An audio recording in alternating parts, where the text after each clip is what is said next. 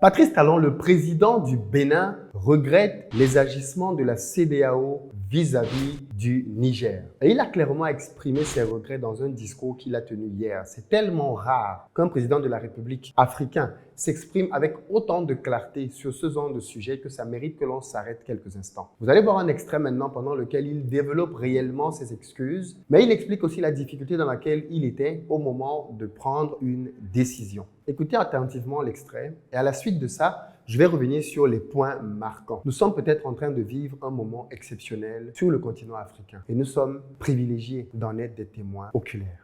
Il a été dit dans toutes les institutions, notamment dans ceux d'Ao et l'UMOA, que le mode de changement de régime politique, d'acteurs politiques, c'est pas le peuple, c'est le peuple qui choisit. Et toutes les fois qu'il y a forcing, soit par les armes, soit par des moyens non armés, mais aussi détestables que les moyens armés, ce que nous appelons les forcing constitutionnels ou institutionnels, que les communautés donc disent non, ce n'est pas conforme à ce que nous avons tous convenu de faire ensemble, de protéger, de défendre. Et on appelle les gens à l'ordre et à besoin, on met des sanctions pour les contraindre à ne pas persister. C'est ce qui s'est passé au Mali, Burkina, Guinée, au Niger. Il y a eu des coups d'État. Dans chacun de ces pays, le coup d'État est interdit. À plus de raisons, au niveau de la communauté internationale. Dans chacun de ces 4 pays, le coup d'État est interdit.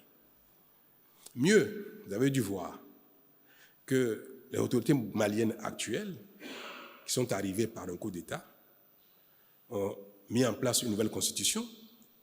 Et cette nouvelle constitution prescrit aussi que le coup d'État est interdit.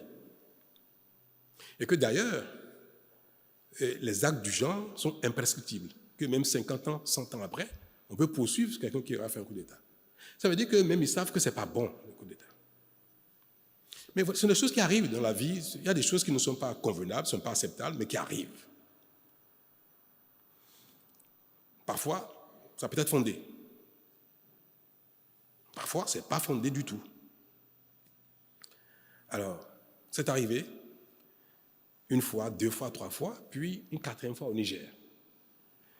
Et la CEDEAO qui dit, même si les coups d'État sont arrivés 1, 2 fois, 3 fois, bon, on parle avec les gens, on dit ne faites plus ça, on vous donne un délai pour partir, et puis on essaie de jouer, la CEDEAO essaie de jouer son rôle, notamment la conférence des chefs d'État essaie de jouer son rôle pour montrer que si ça se fait, c'est pas bien, mais il ne faut pas que ça continue.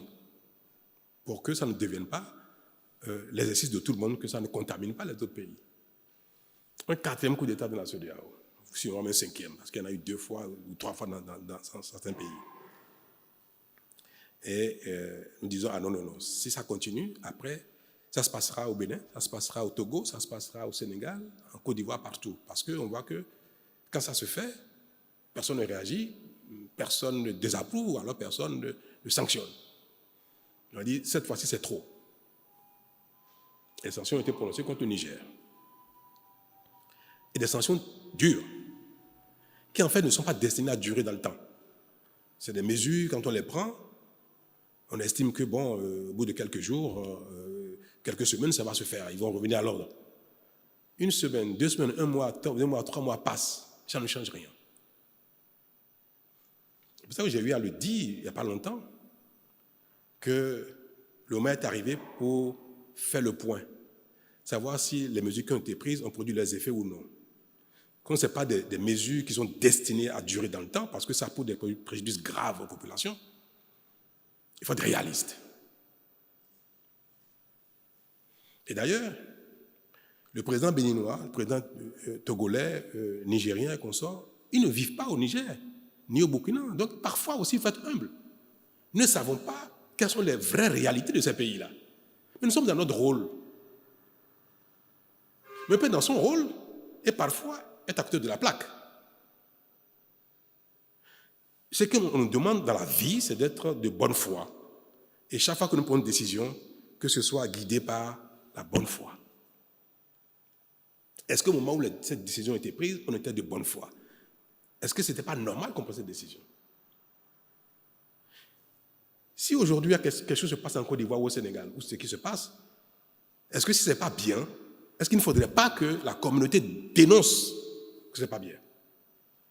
Si demain quelque chose se passe au Bénin, si demain quelque chose se passe au Togo, et ce n'est pas bien que la communauté dise non, ce n'est pas bien. Nous sommes dans notre rôle en disant ce n'est pas bien, il faut corriger, il ne faut pas que ça continue. Mais quand les peuples, la nature, la vie ou le sort, parfois nous imposent quelque chose, il faut être responsable, c'est celui qui sait prendre acte, constater que, malgré sa bonne foi, les choses ne se passent pas comme il souhaite, et dit bon, il faut tenir compte de ça. Et on a passé ce message au Niger. Je l'ai fait à titre personnel. Il dit, le moment est arrivé où nous devons dire, bon, maintenant, trêve des discussions, des relances, des recommandations, des sanctions et consorts. Dites-nous les annonces que vous voulez, on va vous accompagner.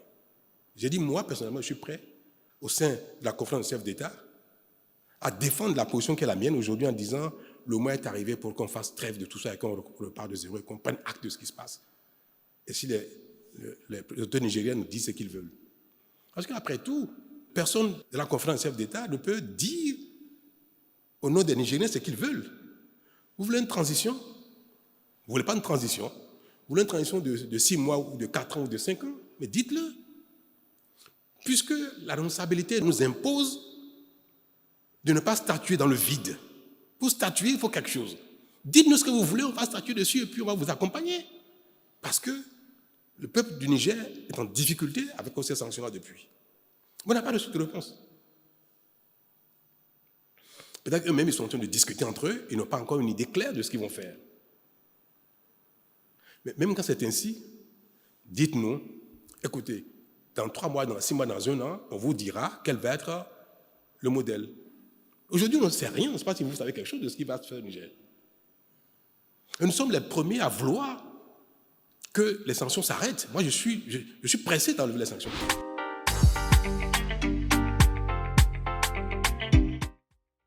Salut à toi, bienvenue sur ma chaîne. Si tu es nouveau ici, je t'invite à t'abonner parce qu'ici, on parle de développement de l'Afrique. Pour ceux d'entre vous qui êtes sur le continent africain et qui voulaient lancer un business, j'ai une très bonne nouvelle pour vous. J'ai créé une académie dans laquelle je vous forme désormais à pouvoir générer de l'argent. Je vous apprends comment lancer un business et je vous propose même dans cette formation plusieurs business pertinents à lancer. Donc, si vous êtes au Cameroun, au Sénégal, au Mali, au Burkina, au Bénin, au Togo, bref, contactez-nous au numéro qui s'affiche et ce sera avec plaisir qu'on va vous accompagner. Si vous avez plutôt un business déjà et que vous avez du mal, vous voulez augmenter votre chiffre d'affaires, vous voulez exploser vos ventes, contactez-nous aussi au numéro qui s'affiche et on vous proposera un programme de formation et d'accompagnement. Et puis enfin, si vous êtes en Côte d'Ivoire et que vous avez besoin d'un véhicule, vous savez qu'on a une société de location et on met à votre disposition Pick-up SUV Berline. Vous nous contactez là aussi au numéro qui s'affiche et ce sera avec plaisir. Les amis, vous l'avez vous-même écouté, les propos du président Talon sont pleins de sagesse. Et je voudrais que l'on revienne sur quelques-uns d'entre eux. Il dit dans un premier temps que la communauté est supposée s'opposer à tout ce qui va être anticonstitutionnel comme manière de prendre le pouvoir. Et à ce stade-ci, il fait une précision très importante en mettant sur le même pied d'égalité les coups d'État militaires et les coups d'État constitutionnels. Il se trouve qu'en réalité, s'il est vrai que la CEDEAO a été assez présente pour marquer son mécontentement sur des coups d'État militaires, quand il s'agit des coups d'État civils, elle a été très souvent silencieuse. D'ailleurs, le cas du Sénégal, en ce moment, est une exception. On a vu la CEDEAO, dans un premier temps, adouber Macky Sall en disant qu'il pouvait trouver une prochaine date, sans que l'on ne sache pourquoi il y a eu un revirement de situation. Et je pense maintenant que j'analyse le discours du président Talon, que la CEDEAO est divisée.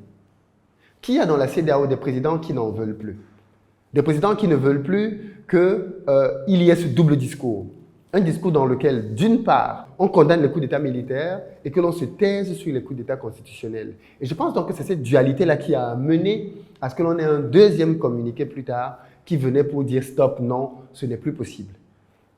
Patrice Talon a été très clair. Au terme de ces 2 mandats, il ne restera pas une seconde de plus. Ça se termine en 2026. Et il a été très clair. Il ne restera pas une seconde de plus. Il ne touchera pas la Constitution pour rester au pouvoir. N'en déplaise à certains. Et je pense qu'à son niveau, il doit forcément être contre tous ceux qui essaient de le faire. D'ailleurs, il s'est prononcé dans le même discours en disant qu'il était contre ce qui se passe au Sénégal. On en a parlé dans une précédente vidéo que je vous invite à suivre si vous ne l'avez pas encore fait. Donc ici, il fait bien de mettre sur le même pied d'égalité les coups d'État militaires et les coups d'État constitutionnels. Parce qu'au travers des coups d'État constitutionnels, les gens peuvent malheureusement de manière indéfinie être constamment en train de manipuler la constitution de leur pays pour se maintenir au pouvoir. Ça, c'est un premier point qu'il a précisé et qui était assez important. En revanche, l'une des choses que l'on reproche à la CEDEAO, c'est le fait qu'elle ne soit pas proportionnelle dans ses réactions. Comment comprendre que d'une part, face à un coup d'État militaire, par exemple, elle ait mis les pleins moyens jusqu'à menacer d'attaquer de manière militaire un pays comme le Niger, et que de l'autre, quand on observe ce qui se passe au Sénégal, il n'y a pas la même véhémence. Il n'y a pas le même empressement à vouloir sévir et dire non, stop. L'idée était de dire qu'avec un coup d'État militaire, il y en avait déjà 4 dans la région, ça pouvait continuer dans les autres pays. Il faut arrêter ça et donc il faut taper du poing sur la table. Mais pour ce qui est des coups d'État constitutionnels, pourquoi ne pas mettre la même vigueur? Pourquoi ne pas taper du poing sur la table pour aussi signifier que la CEDEAO ne sera plus jamais d'accord avec les coups d'État constitutionnels?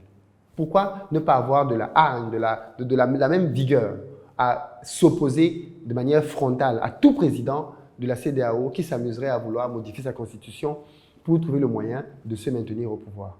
Malheureusement, on ne voit pas cet empressement auprès de la CEDEAO. L'autre point qui bien évidemment interroge, ce sont les sanctions. Non seulement les sanctions qui ont été imposées au Niger étaient juste extrêmement fortes, mais en plus, comme le président lui-même le dit, elles n'avaient pas vocation à durer longtemps. Et ici, je veux vraiment qu'on se pose la question. Qui à la CEDEAO ne veut pas que les sanctions soient levées? Parce que le président Talon est très clair là-dessus. Il veut que ces sanctions soient levées. Il n'est pas le seul. Le président du Togo aussi, je ne connais pas tous les présidents là-dedans qui ne sont pas d'accord. Mais on voit bien qu'il y a de plus en plus de présidents qui non seulement ne sont pas d'accord, mais publiquement l'affirment. Donc, ils démontrent que la CEDEAO est divisée. En le disant en Mondiovision, Talon vient de démontrer clairement que la CEDEAO est divisée. Il y a des gens à la CEDEAO qui veulent que le Niger continue d'être asphyxié et d'autres qui disent qu'il faut arrêter ça. Et c'est peut-être là qu'il faut pouvoir aussi comprendre. Quel est donc le rôle de la CEDEAO? Quel intérêt ont les autres pays à maintenir des sanctions qui, de toute évidence, ne vont pas ramener la démocratie? Ces sanctions durent depuis beaucoup trop longtemps. Qui est derrière? Qui a intérêt à ce que ces sanctions continuent de perdurer? Il continue en disant que ni le président du Nigeria, ni le président du Sénégal, ni le président du Bénin lui-même ne vivent au Niger. Ils ne connaissent donc pas les réalités de ce peuple et ne peuvent pas simplement, à distance, prendre des décisions qui vont continuer de pénaliser très fortement ce pays-là. Et ça, c'est l'une des choses que l'on reproche fortement à la CEDEAO. Le fait qu'elle semble ne plus être humaine, ne plus prendre en considération les populations, mais plutôt entrer dans une guerre d'ego. Parce qu'au final, le président Talon le rappelle, ce qui se passe là, c'est en réalité une guerre dans laquelle, malheureusement, les principales victimes sont les populations. Ce ne sont pas les dirigeants, ce sont les populations. Donc si la CEDEAO a pour but de s'occuper des populations, en toute cohérence, elle devrait avoir ça comme principal objectif et avoir la sagesse de se dire, OK, on a essayé peut-être des sanctions, ça n'a pas marché, revenons à des mesures différentes. Malheureusement, jusqu'à présent, ça n'a pas été fait. Et puis enfin, il reconnaît humblement qu'il est peut-être à côté de la plaque. Moi, j'ai trouvé franchement ce discours que je vous invite à regarder, plein de franchise, d'une rareté extrême pour un dirigeant africain, tel qu'on en entend très très peu souvent. Et je pense qu'il gagnerait à être davantage, à créer, je ne sais pas moi, une dynamique dans laquelle nos chefs d'État vont davantage se prononcer sur nos problématiques et davantage prendre des positions comme celles-là qui sont des positions que l'on voit bien être proches du peuple. Dans cette interview, il dit clairement que le peuple béninois était contre les sanctions au Niger. Il a dû aller à l'encontre de son peuple. Et on se demande d'ailleurs pourquoi un dirigeant élu démocratiquement va à l'encontre de ce que son peuple veut. N'est-il pas le serviteur du peuple? Mais il dit que le peuple béninois était contre les sanctions au Niger, mais il fallait qu'il le fasse de par sa posture et de sa position. Donc on se demande, est-ce qu'il le fait en pleine connaissance? Est-ce qu'il le fait sous la pression? Parce que pourquoi il fait quelque chose que lui-même reconnaît ne pas forcément être bon pour les populations? Bref, autant de questions qui émergent à la suite de cette interview que je vous invite vraiment à regarder jusqu'au bout. La situation aujourd'hui, bien évidemment, on la connaît. Les pays de l'AES se sont retirés de la CEDEAO. Je ne sais pas si le retrait est officiel, parce que la CEDEAO tient à ce qu'il y ait une année, mais les pays veulent un retrait immédiat. Que va-t-il se passer des sanctions contre le Niger? Est-ce que les avoirs qui ont été bloqués à la CEDEAO vont être débloqués vu que ces pays ne font plus partie de la CEDEAO? Bref, il y a autant de choses qui restent encore incertaines et floues. J'apprécie aussi la démarche du président Talon parce qu'il dit qu'il a appelé un des présidents des 3 pays de l'AES pour lui dire ce qu'il pensait en lui disant là, vous allez trop loin. Vous allez trop loin et la décision que vous prenez va vraiment, au-delà de nos personnes, elle va vraiment nuire au peuple. Que pensez-vous de cette démarche du président Talon? Dans les commentaires, je vais vous lire. À très bientôt.